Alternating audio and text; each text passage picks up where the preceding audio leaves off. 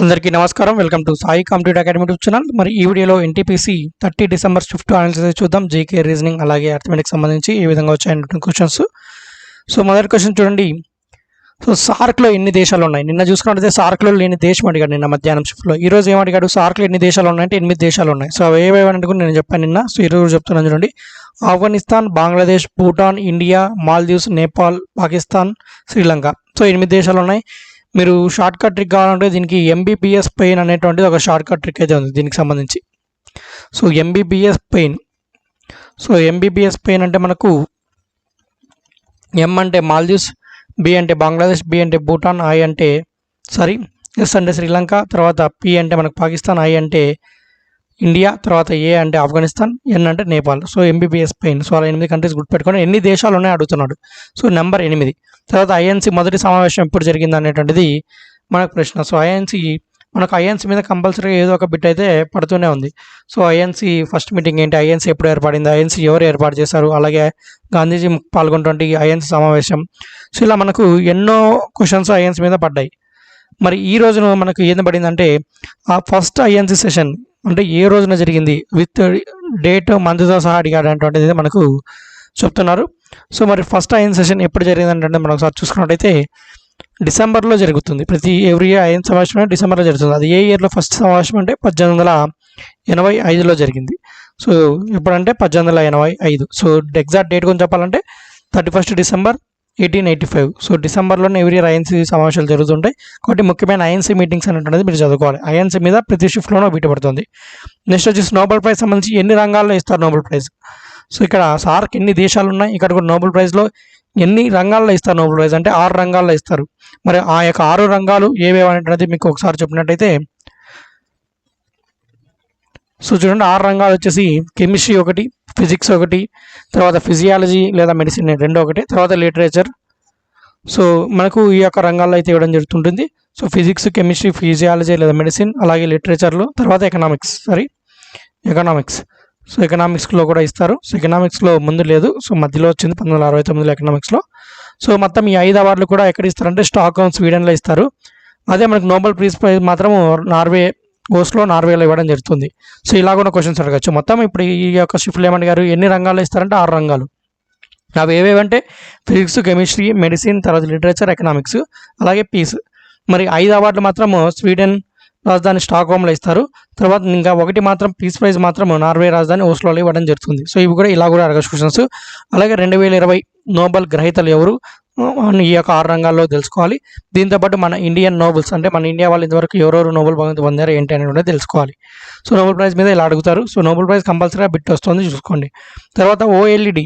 So OLED full form అడిగారనమాట. So OLED full form ఏంటి? Organic light emitting diode. LED అంటే light emitting diode, OLED అంటే organic light emitting diode. తర్వాత force యొక్క units అడిగారంటే force యొక్క యూనిట్స్ ఏంటండి న్యూటన్ లేదా KG meter per second square. So ఎగ్జామ్లో అయితే న్యూటన్ ఇచ్చాడు ఆప్షన్లో. సో అది. తర్వాత రాజ్యసభలో ఎంతమంది సభ్యత్వం, మ్యాక్సిమం స్ట్రెంత్ ఆఫ్ రాజ్యసభ అడిగాడు. ఎంతమంది అండి? 250. అదే మనకు లోక్సభ అయితే 552. సో బేటీ బచావో బేటీ పడావో ఎప్పుడు స్టార్ట్ చేశారని అడిగారంట 22 జనవరి 2015. ఇది ఎవరు స్టార్ట్ చేశారని అడిగారంట ప్రధానమంత్రి మోడీ. సో మోడీ స్టార్ట్ చేశాడు. సో ఇది బిట్ పడింది. నెక్స్ట్ వచ్చేసి లిటరరీ స్టేట్ ఎక్కువ ఉన్నటువంటి రాష్ట్రం ఏంటి అడిగారంటే 2011 జనాభా లెక్కల ప్రకారం కేరళ, మనకు తెలిసిందే. తర్వాత కుటుంబశ్రీ స్కీమ్ అనేటువంటిది ఏ రాష్ట్రానికి చెందిన అడిగారంట. సో ఇది కూడా మనకు ఆన్సర్ కేరళనే. నెక్స్ట్ కోస్టల్ లెంత్ మన ఆంధ్రప్రదేశ్ టోటల్ ఇండియా యొక్క coastal length with including union టెరిటరీస్తో కలుపుకొని ఎంత అంటే 7516.6 కిలోమీటర్లు. సో ఇది కూడా మనకు ప్రశ్న అయితే రావడం జరిగింది.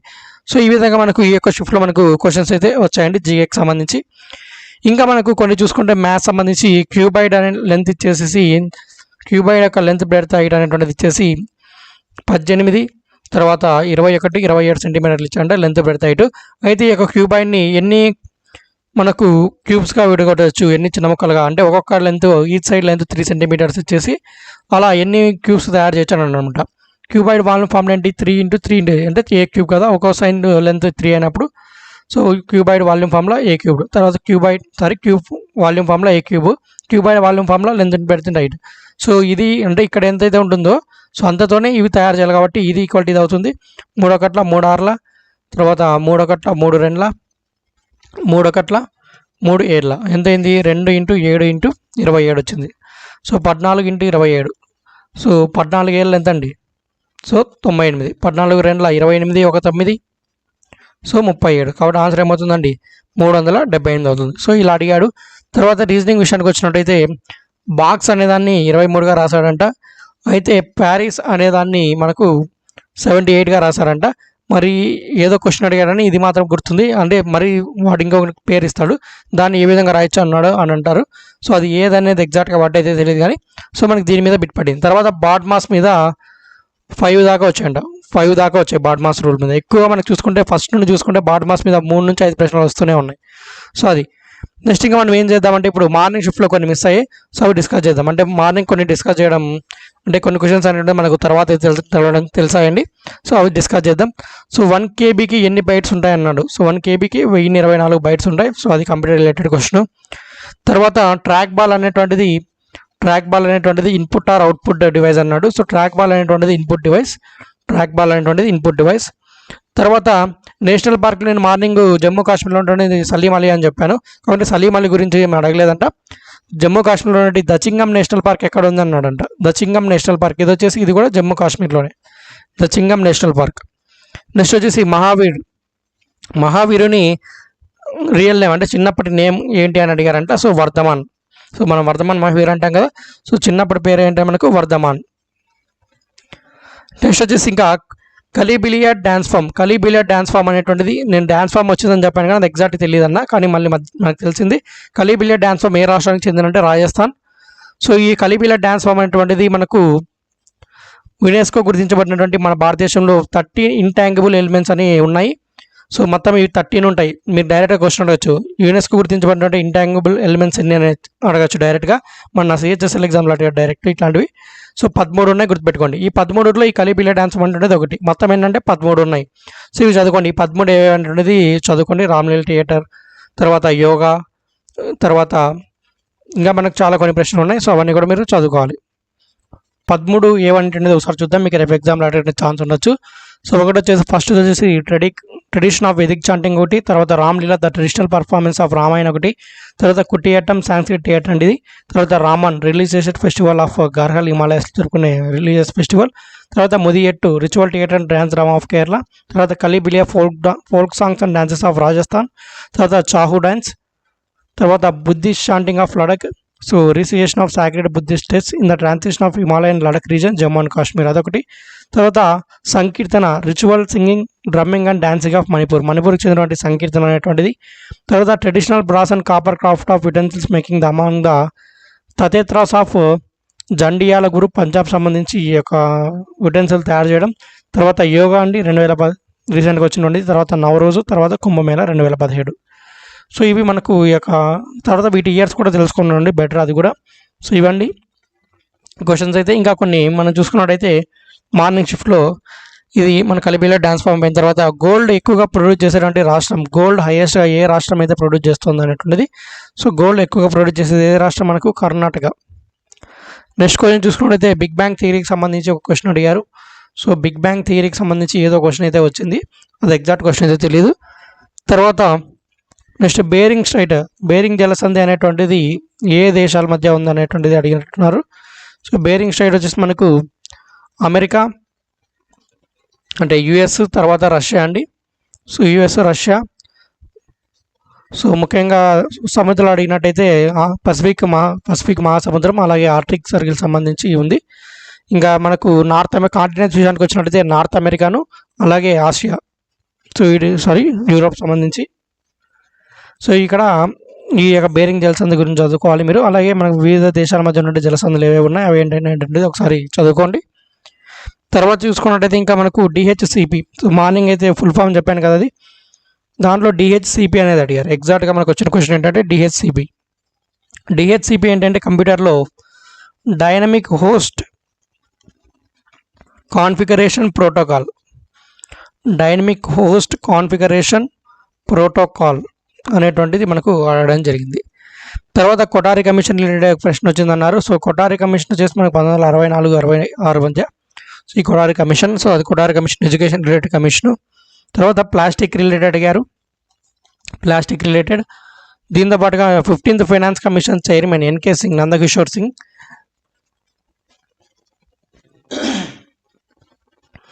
తర్వాత మెటలాయిడ్కి సంబంధించి కొన్ని ఆప్షన్స్ ఇచ్చేసి అందులో మెటలాయిడ్ ఏది అని అడిగారు అనేటువంటి చెప్తున్నారు. మెటలాయిడ్ వచ్చేసి ఆప్షన్స్లో సిలికాన్ అన్నట్టు చెప్పారు. సో మనకు టోటల్గా మనకు ఒక 7 మెటలాయిడ్స్ ఉన్నాయి. సో ఆ మెటలాయిడ్స్ ఏమనేది తెలుసుకుని సరిపోతుంది. అలాగే కాల్షియం కార్బోనేట్ సంబంధించి కూడా CaCO3 అంటే కాల్షియం కార్బోనేట్, దీనికి సంబంధించి కూడా ఏదో ఒకటి మనకు ప్రశ్న అయితే రావడం జరిగింది. సో మనకు మెటలాయిడ్స్ అన్నా కూడా సో ఆ మెటలాయిడ్స్ ఏమనేది చూసుకున్నట్టయితే మనకు సరిపోతుంది. నెక్స్ట్ షిఫ్ట్లో వచ్చినా కూడా ప్రాబ్లం ఉండదు. ఒకటి వచ్చేసి బోరాన్, 2 వచ్చేసి సిలికాన్, తర్వాత థర్డ్ వన్ వచ్చేసి మనకు ఆర్సెనిక్, నెక్స్ట్ వచ్చేసి యాంటీమోనీ. సో యాంటీమోనీ సింబల్ ఏంటంటే SB గుర్తుపెట్టుకోవాలి. యాంటీమోనీ మనకు డైరెక్ట్గా SB అంటే ఫుల్ SB అని ఏ ఎలిమెంట్ యొక్క సింబల్ అని అడుగుతాడు యాంటీమోనీ. ఇంకా బోరాన్ అంటే బీను, సిలికాన్ అంటే SI, దాంట్లోనే ఉంటాయి. కానీ యాంటీమోనీ మాత్రం SB. ఆర్సెనిక్, తర్వాత ఆర్సెనిక్ AS అండి, సారీ. నెక్స్ట్ వచ్చేసి పొలోనియం PO. తర్వాత ఇంకొకటి ఉందండి polonium, boron, silicon, arsenic, antimony. తర్వాత టెల్లూరియం. సో ఇక్కడ యాంటీమోనీ తర్వాతే వస్తుంది టెల్లూరియం. సో మనకు పీరియాడిక్ టేబుల్లో ఇలా పీరియాడిక్ టేబుల్ ఉన్నట్టయితే సో ఇక్కడ ఉంటాయి అవి. సో మెటలాయిడ్స్ అనేటువంటిది. సో ఈ మెటలాయిడ్స్ ఏమైనటువంటిది మీరు తెలుసుకొని ఉంటే బెటర్. రేపు ఎగ్జామ్లో ఒకవేళ వచ్చా కూడా మీరు రాయడానికి అయితే అవకాశం అయితే ఉంటుంది, వేరే ఆప్షన్స్ ఇచ్చా కూడా. సో ఇవన్నీ మనకు వచ్చినటువంటి కొన్ని క్వశ్చన్స్ అయితే మనకు మార్నింగ్ షిఫ్ట్లో కొన్ని మిస్ అయినవి, అలాగే ఆఫ్టర్నూన్ షిఫ్ట్లో. సో మనకు అంటే సేమ్ టాపిక్స్ అడుగుతున్నాడు, కాకుంటే ఏంటంటే వాటిలో క్వశ్చన్ మారుతుంది అంతే. సో నేను సార్ కంట్రీ లేని అడిగాడు. ఈరోజు సార్లు ఎన్ని దేశాలు ఉంటాయి అన్నాడు. తర్వాత నోబెల్ ప్రైజ్ సంబంధించి ఫస్ట్ నోబెల్ ప్రైజ్ ఎవరు గెలిచారు, తర్వాత 2020 ఎకనామిక్స్ నోబెల్ ప్రైజ్ ఎవరు అని అడిగారు. కానీ ఈరోజు నోబెల్ ప్రైజ్ ఎన్ని రంగాల్లో ఇస్తారన్నాడు. రేపు మళ్ళీ ఏమనొచ్చు, నోబెల్ ప్రైజ్ ఎక్కడ ఇస్తారు అంటే పీస్ ప్రైజ్ ఒకటి ఎక్కడ ఇస్తారు, తర్వాత మిగిలిన 5 ప్రైజ్లు ఎక్కడ ఇస్తారు అని అడగచ్చు. సో కాబట్టి మన క్వశ్చన్స్ అనేటువంటిది ఎలాగైనా మారుతుండొచ్చు. అలాగే లోక్సభ స్ట్రెంత్, రాజ్యసభ స్ట్రెంత్, నిన్న లోక్సభ సంబంధించి స్ట్రెంత్ ఏమి అడిగారు, ఈరోజు రాజ్యసభ అడిగారు. సో మనకు అన్నీ కూడా రాజ్యసభ హెడ్ ఎవరు, సో అలా డిప్యూటీ చైర్మన్ ఎవరు, ఇలాంటి ప్రశ్నలు కూడా రావచ్చు. తర్వాత 17వ లోక్సభ ఎలక్షన్లు కూడా చదువుకోండి. సో ఫస్ట్ లోక్సభ ఎలక్షన్స్, తర్వాత కాన్స్టిట్యూషన్ అసెంబ్లీ గురించి, తర్వాత కాన్స్టిట్యూషన్ డే, సో అలాగే మనకు గాంధీజీకి సంబంధించినటువంటి ఉద్యమాలు కానీ, తర్వాత మొత్తం ఫ్రీడమ్ మూమెంట్ అంతా కూడా చదువుకోవాలి. తర్వాత ఇంకా మనకు కొన్ని ముఖ్యమైన కట్టడాలు ఉంటాయి అవిను, తర్వాత యునెస్కో వరల్డ్ హెరిటేజ్ సైట్స్ ఏవైతే ఉన్నాయో వాటి గురించి. సో ఈరోజు అయితే నిన్నంతా కూడా నిన్న మొన్న ఎక్కువ కూడా మనకు యునెస్కో వరల్డ్ హెరిటేజ్ సైట్స్ అడిగారు. ఈరోజు అయితే ఎక్కడ కూడా అవి కనిపించలేదు. మళ్ళీ నెక్స్ట్గా అడగచ్చు, అంటే కొత్త అడుగుతుంటారు. సో ఈ రిపీట్ అవుతూనే ఉంటాయి, ఎందుకంటే ఎన్నో రోజులు ఎగ్జామ్ జరుగుతుంది, ఆల్మోస్ట్ 3 months ఎగ్జామ్స్ కంటిన్యూ అవుతాయి. కాబట్టి మనకు ఈ టాపిక్స్లోనే క్వశ్చన్స్ అన్ని డిఫరెంట్ అవుతుంటాయి. వీలైతే సేమ్ క్వశ్చన్ రిపీట్ అయ్యేటువంటి ఛాన్స్ కూడా ఉండొచ్చు, కానీ లెస్ ఛాన్సెస్ ఉంటుంది, 10% మాత్రమే. రిపీట్ అయితే అవుతాయి, కంపల్సరీగా రిపీట్ అయితే అవుతాయి, కానీ ఏదో కొన్ని మాత్రమే అవుతాయి, అన్నీ కూడా అవ్వవు. సో అది ఎప్పుడైతాయి అనేటువంటిది చెప్పలేము, 10% అంతే. సో ఇదండి మరి ఈ యొక్క ఎగ్జామ్ సంబంధించి. మరి ఈ వీడియో కూడా మీకు నచ్చినట్లయితే లైక్ చేయండి, తప్పకుండా మిత్రులకి అయితే షేర్ చేయండి. ఇలాగే ప్రతిరోజు డైలీ అనాలిసిస్ కోసం అయితే మీరు మన ఛానల్ అయితే సబ్స్క్రైబ్ చేసుకోండి, వెంటనే అయితే సబ్స్క్రైబ్ చేసుకోండి. ఇలాంటి మరిన్ని అప్డేట్స్తో మళ్ళీ కలుద్దాం. అంతవరకు సెలవు, జై హింద్.